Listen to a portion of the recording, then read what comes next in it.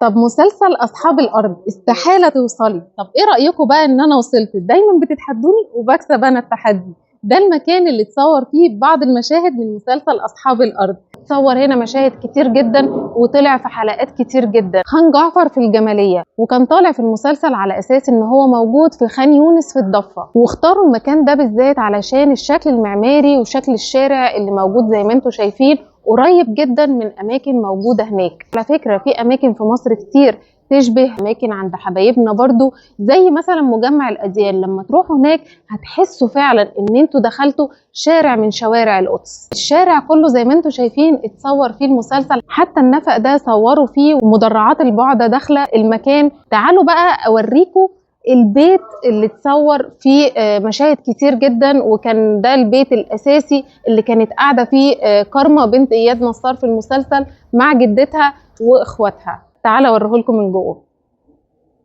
وبصوا هنا هتلاقوا صورة فلسطين. برضو المسلسل هو اللي رسم الرسمة دي عشان يديك الإحساس إن أنت فعلا عند حبايبنا اللزم.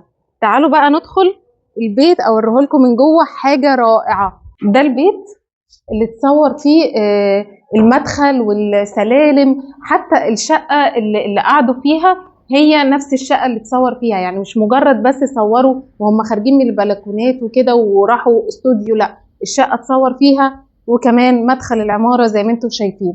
البيت ده عمره اكتر من 300 سنة ولسه كل حاجة زي ما هي، حتى الشبابيك اللي انتم شايفينها دي تمام. هو بس الازاز اللي اتغير طبعا مع الزمن، ممكن يكون اتكسر وكده وكان ازاز ملون، ولكن الخشب ورسمة الشباك لسه زي ما هي. وعلى فكرة الأوضة دي كمان طلعت في المسلسل وصوروا جواها. ما شاء الله، أنا بحب الأماكن دي جدا، بحس إن أنا كده جوه التاريخ. وده المحل، تعالوا، ده المحل اللي كان واقف فيه أنا والله مش فاكرة اسم الممثل، أنا آسفة، ولكن المحل ده طلع في تصوير المسلسل وكان بيقف ويبص على كارما في البلكونة دي. طبعا المشهد ده جه كتير جدا في المسلسل، وهوريكم المكان اللي موت فيه واحد من البعدة. تعالوا كمان اوريكم الشارع ده، بصوا جماله، بصوا الحلاوه. انا بعشق المكان ده، اول ما شفت المسلسل وشفت الشارع ده عرفت هو فين على طول، فما تتحدونيش بعد كده. عايزه اقول لكم ان انا بصراحه اتفرجت على المسلسل ده بعد رمضان، بعيدا عن زحمه المسلسلات اللي انا شفتها، قلت بقى اتفرج على ده بروقان كده واركز فيه. والحقيقه المسلسل اكتر من رائع، مش بس علشان بيتكلم عن القضيه والحرب اللي حاصله هناك، ولكن التصوير، الانتاج، الديكور، الممثلين، التمثيل، كل حاجه ولا غلطه. حقيقي بيتر ميمي مخرج انا بحب اتفرج على كل اعماله، مفيش غلطه في المسلسل. حتى المستشفيات والمباني المهدوده كل ده اتعمل علشان المسلسل. ممكن تكونوا فاكرينها ده جرافيك او ديكور، لا، دي فعلا مبنيه وبالطريقه دي، وتحسوا فعلا ان هو صور المشاهد دي هناك. يعني سبحان الله، حقيقي برافو. وده يعتبر بلا جدال احسن مسلسل اتعرض في رمضان. طبعا المسلسل يوجع جدا والمشاهد اللي فيه توجع جدا، ولكن ده ما يجيش 1% من الحقيقة. حاجة فعلا توجع القلب، وفعلا تبقى يعني عايز تعمل حاجه بس مش عارف تعمل ايه. ربنا ينصرهم يا رب، ما فيش حاجه في ايدينا غير الدعاء ليهم. اما بالنسبه بقى لخان جعفر وتاريخ خان جعفر، فهو تاريخ كبير جدا. ده يعتبر من اجمل الشوارع التاريخيه اللي موجوده في الجماليه من ايام الفاطميين، ولسه موجود زي ما هو، ما اتغيرش فيه اي حاجه. عمر المكان ده أكتر من 1000 سنة، واتسمى بخان جعفر على اسم الأمير اللي بناه، وهو جعفر أخا أحد مماليك الجراقصة. وبنى الخان ده علشان يعملوا استراحة للمسافرين والتجار. وبصراحة وانت بتمشي فيه دايما تحس كده، الله، ايه التاريخ اللي انا ماشي فيه ده كله.